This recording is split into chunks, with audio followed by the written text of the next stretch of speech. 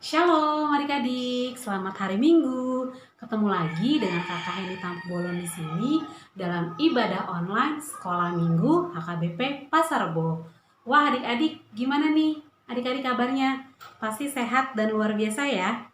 Sebelum mulai ibadah online hari ini, kakak mau ajak adik-adik untuk sama-sama bilang ke diri masing-masing, saya siap mengikuti ibadah sekolah minggu hari ini. 1, 2, 3. Saya siap mengikuti ibadah sekolah minggu hari ini. Nah, sebelum kita mulai, kakak mau undang adik-adik untuk saat teduh bersama. Lipat tangannya, tutup matanya.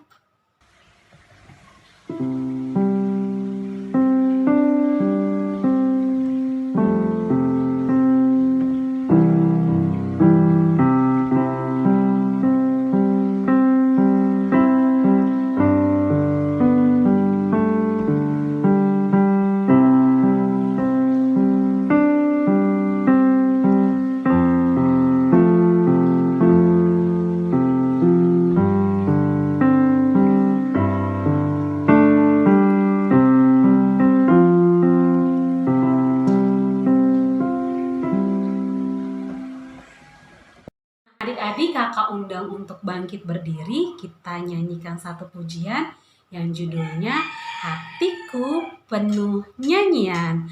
Adik-adik boleh sambil pakai gaya, penuh dengan semangat dan sukacita.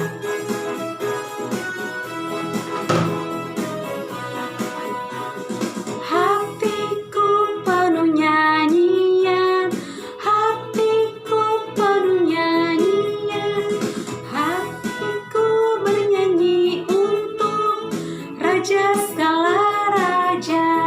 Sekali lagi, hatiku penuh nyanyian, hatiku penuh nyanyian, hatiku bernyanyi untuk Raja segala raja. Sembahlah dan pujilah Dia, sembahlah dan pujilah Dia, sembahlah dan pujilah Dia, Raja segala raja. Dialah Raja, Raja, Dialah Tuhan, Tuhan. Namanya siapa? Namanya Yesus, Yesus, Yesus, Yesus. Oh, Dia Raja.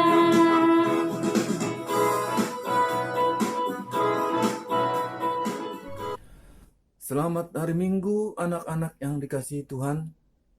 Sebelum kita mendengarkan firman Tuhan, mari kita bersatu dalam doa. Tuhan Yesus yang baik, terima kasih karena Tuhan masih memperkenankan kami anak-anak-Mu beribadah kepadamu di masa pandemi COVID-19 yang belum kunjung berakhir. Kami senantiasa rindu akan sapaan firman Tuhan untuk menguatkan kami. Biarlah Roh Kudus-Mu mengajari dan membimbing kami untuk mengerti akan firman Tuhan. Di dalam Yesus kami berdoa dan bersyukur kepadamu. Amin. Anak-anakku yang kekasih, mari kita baca firman Tuhan yang ditetapkan pada Minggu Letare hari ini. Terambil dari Matius pasal 26. Dimulai dari ayat 57 sampai dengan ayat 68. Mari kita baca untuk kita sama-sama dan Amang akan baca ya. Demikian. Yesus di hadapan mahkamah agama. Sesudah mereka menangkap Yesus, mereka membawanya menghadap Kayafas imam besar. Di situ telah berkumpul ahli-ahli Taurat dan tua-tua. Dan Petrus mengikuti dia dari jauh sampai halaman imam besar. Dan mereka masuk ke dalam. Ia duduk di antara pengawal-pengawal untuk melihat kesudahan perkara itu. Imam-imam kepala malah seluruh mahkamah agama mencari kesaksian palsu terhadap Yesus, supaya ia dapat dihukum mati. Tetapi mereka tidak memperolehnya. Walaupun tampil banyak saksi dusta, tetapi akhirnya tampillah 2 orang yang mengatakan, orang ini berkata, aku dapat merubuhkan bait Allah dan membangunnya kembali dalam 3 hari. Lalu imam besar itu berdiri dan berkata kepadanya, tidakkah engkau memberi jawab atas tuduhan-tuduhan saksi-saksi itu terhadap engkau? Tetapi Yesus tetap diam. Lalu kata imam besar itu kepadanya, demi Allah yang hidup, katakanlah kepada kami, apakah engkau Mesias, anak Allah, atau tidak? Jawab Yesus, engkau telah mengatakannya. Akan tetapi aku berkata kepadamu, mulai sekarang kamu akan melihat Anak Manusia duduk di sebelah kanan yang Maha Kuasa dan datang di atas awan-awan di langit. Maka imam besar itu mengoyakkan pakaiannya dan berkata, ia menghujat Allah. Untuk apa kita perlu saksi lagi?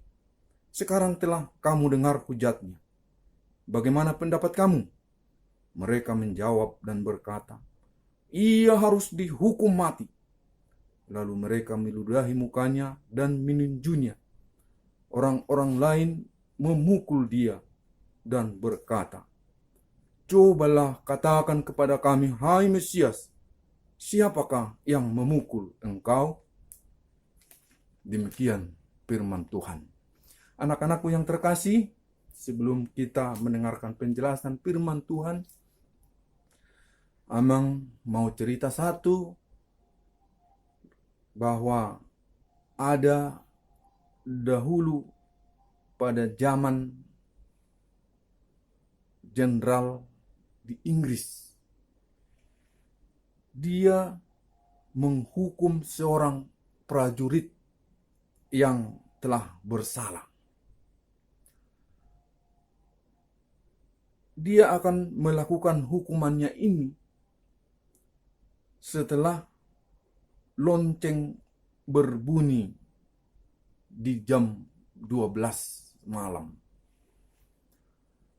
Di tengah kota itu ada jam besar. Lalu pada waktu yang ditunggu-tunggu, ternyata lonceng tidak berbunyi.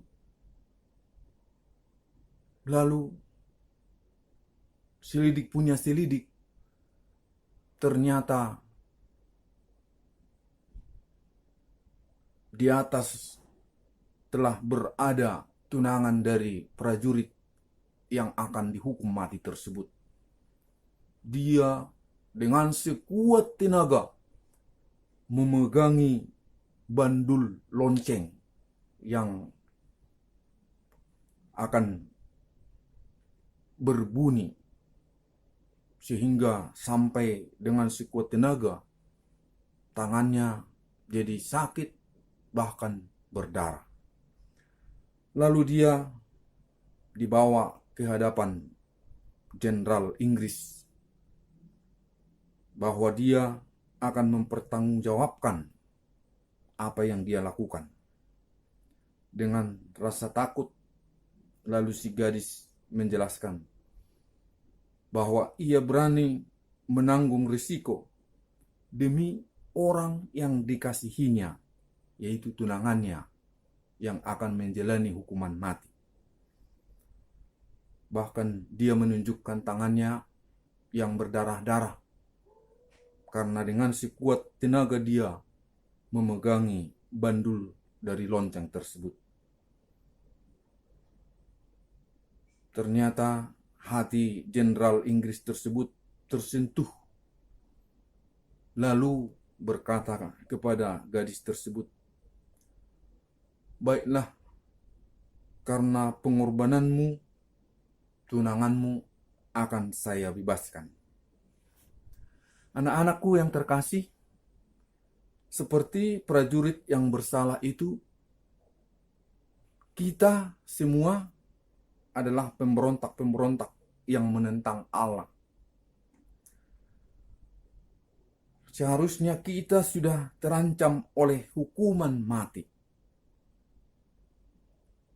Tetapi karena kasih Yesus kepada kita, Dia mau menggantikan dan mati di kayu salib. Lalu lonceng tidak akan pernah berdentang bagi setiap orang yang percaya kepadanya. Luar biasa, bukan?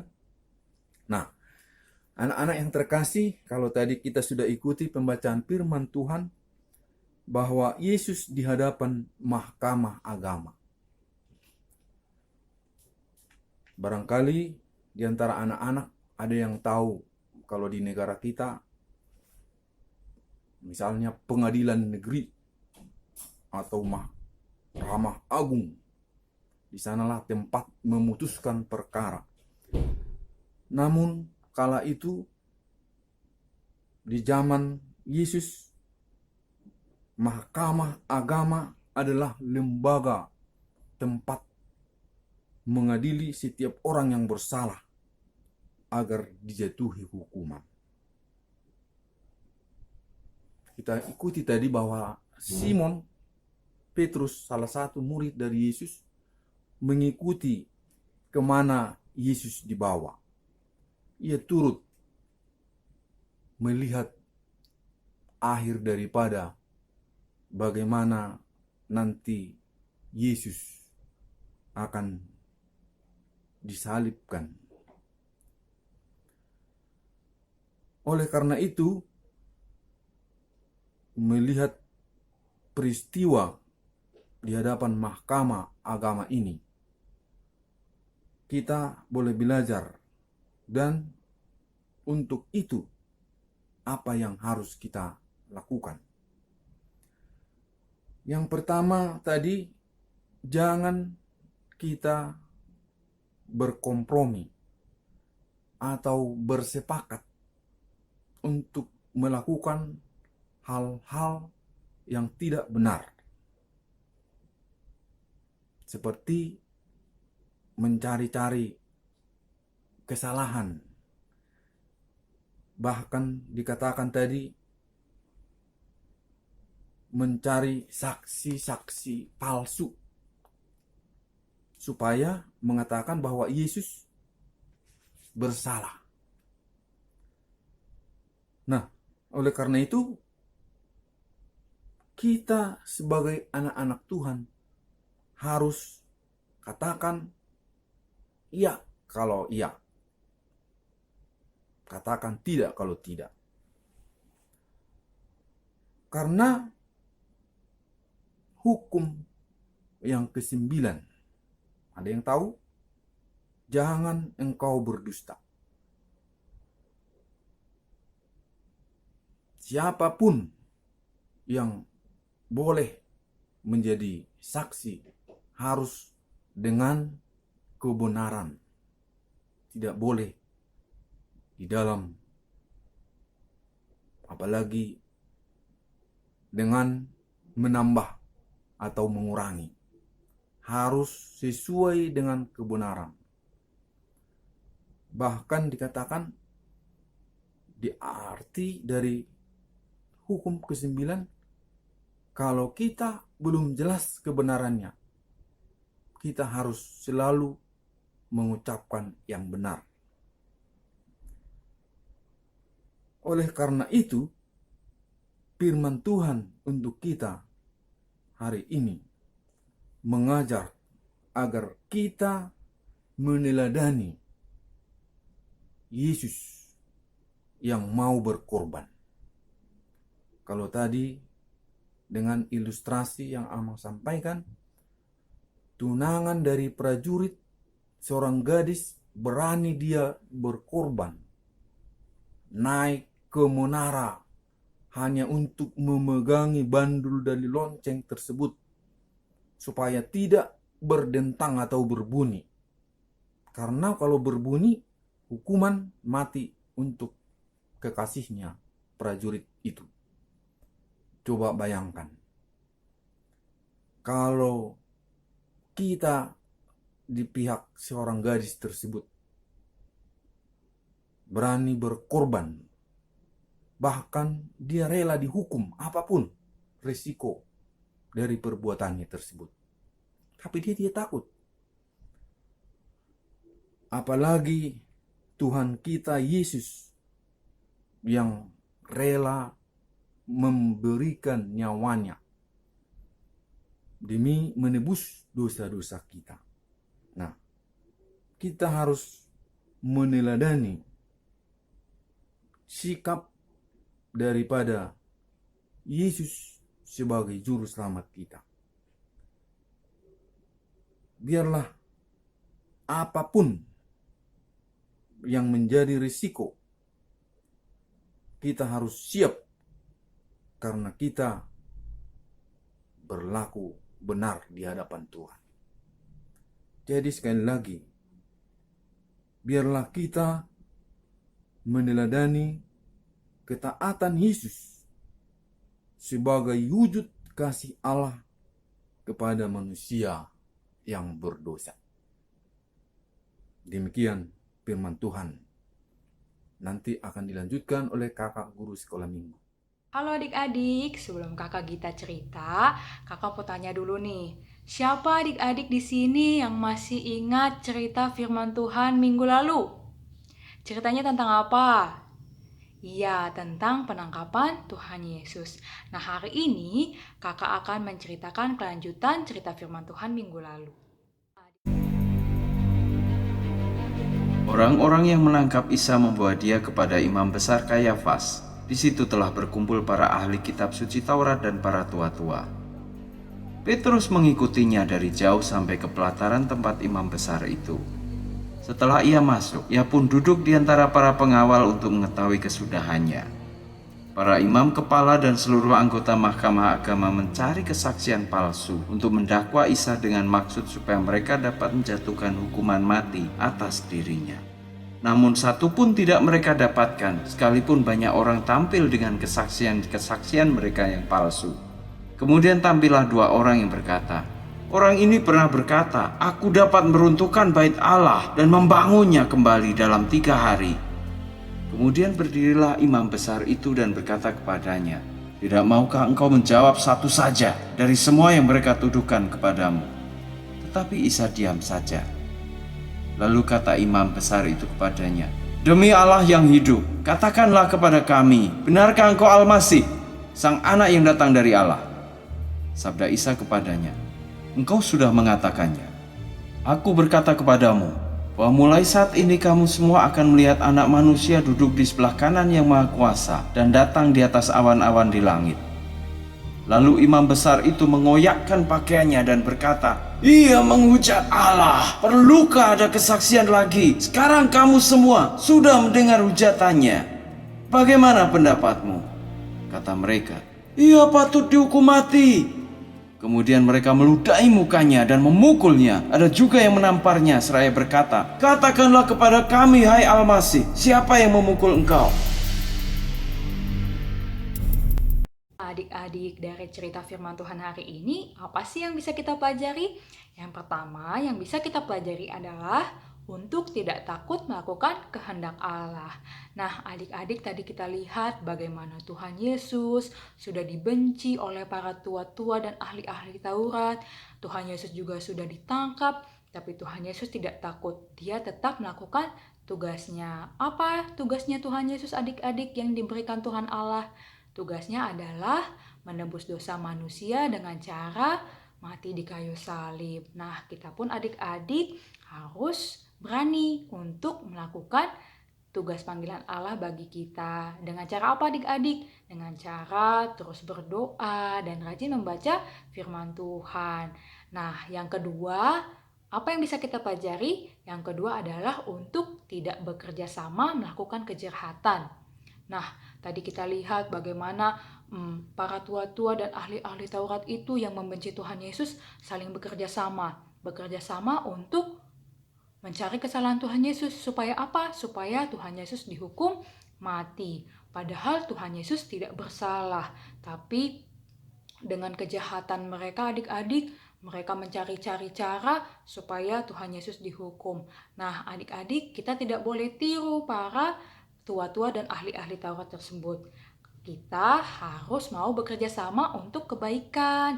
Misalnya di rumah nih adik-adik, orang tua kita menyuruh kita untuk membersihkan rumah. Nah adik-adik boleh loh saling bekerja sama, baik dengan abangnya atau kakaknya atau dengan adiknya, untuk sama-sama membantu orang tua membersihkan rumah. Yang ketiga yang kita bisa pelajari dari firman Tuhan hari ini adalah jangan bersaksi dusta. Ya, adik-adik masih ingat tidak? Jangan bersaksi dusta itu di hukum Taurat yang keberapa? Di hukum Taurat yang ke-9. Nah, jadi sebenarnya kalau kita bersaksi dusta itu sudah melanggar hukum Taurat ya adik-adik. Nah, ada adik-adik nih yang nanya, bersaksi dusta itu apa sih Kak? Bersaksi dusta itu sama aja dengan berbohong adik-adik. Nah, jadi adik-adik, kalau misalnya adik-adik tidak sengaja nih memecahkan piring di rumah. Nah, terus karena adik-adik takut dimarahin sama mamanya atau papanya, adik-adik berniat untuk tidak mengaku dan berniat untuk menyalahkan adiknya atau abangnya adik-adik. Nah, itu boleh tidak adik-adik? Tidak boleh ya, kita harus mengatakan apa yang benar, kita harus mengatakan kejujuran adik-adik. Nah, kalau seperti itu, kita mengaku saja kepada orang tua kita adik-adik bahwa adik-adik tidak sengaja menjatuhkan piring itu sehingga sampai pecah. Mana tahu setelah adik-adik mengaku, mama papa adik-adik tidak jadi marah. Dan adik-adik yang bisa kita pelajari dari firman Tuhan hari ini adalah yang keempat, yaitu mengikuti teladan Tuhan Yesus. Kita lihat tadi adik-adik bagaimana Tuhan Yesus ditangkap, dia tidak melawan, dia diam adik-adik, dan dia tetap mengikuti proses peradilan. Padahal apa yang dituduhkan oleh tua-tua dan ahli-ahli Taurat itu benar tidak adik-adik? Tidak ya, tidak ada kesalahan pada Tuhan Yesus. Sehingga harusnya Tuhan Yesus dihukum tidak adik-adik? Tidak, harusnya Tuhan Yesus tidak dihukum.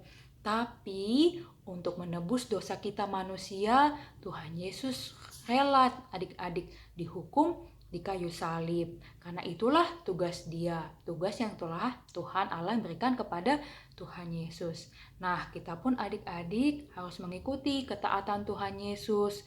Walaupun misalnya adik-adik pagi hari kita rasanya ngantuk, kita rasanya malas, kita harus taat. Taat apa? Taat berdoa, taat membaca firman.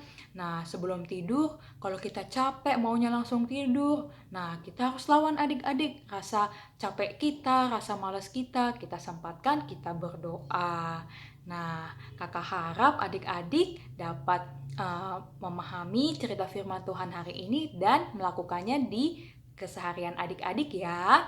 Demikian cerita firman Tuhan hari ini. Sampai kita bertemu lagi di ibadah sekolah minggu depan. Tuhan Yesus memberkati. Shalom. Nah adik-adik, kita kan sudah mendengarkan cerita firman Tuhan. Kita mau memuji Tuhan lagi nih dengan semangat. Yuk adik-adik bangkit berdiri, kita mau memuji Tuhan dengan lagu T-A-A-T taat. Tahu kan lagunya? Yuk sama-sama kita bangkit berdiri. Adik-adik boleh sambil bertepuk tangan ya.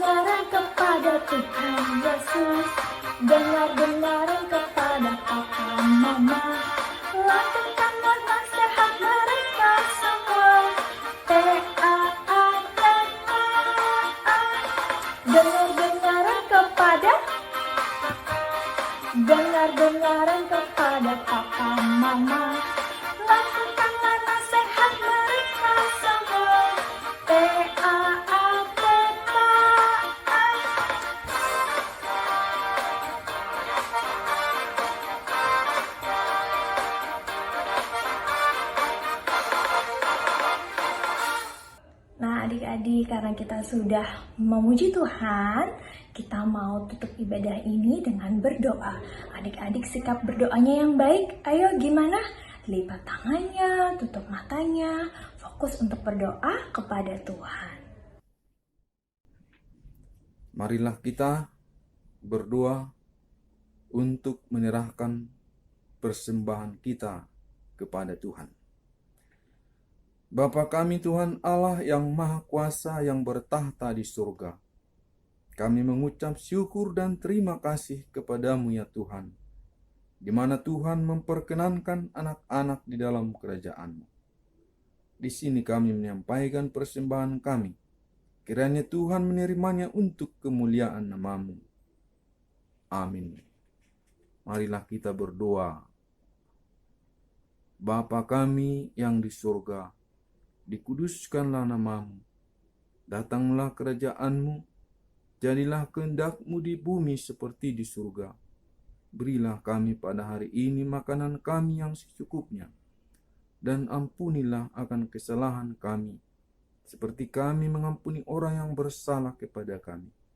Dan janganlah membawa kami ke dalam pencobaan, tetapi lepaskanlah kami daripada yang jahat, karena Engkau yang mempunyai kerajaan, dan kekuasaan, dan kemuliaan sampai selama-lamanya. Amin. Marilah kita terima berkat dari Tuhan.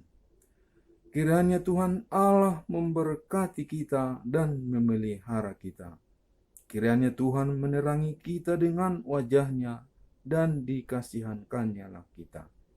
Kiranya Tuhan menampakkan wajah-Nya kepada kita dan mengaruniai kita dengan damai sejahtera. Amin.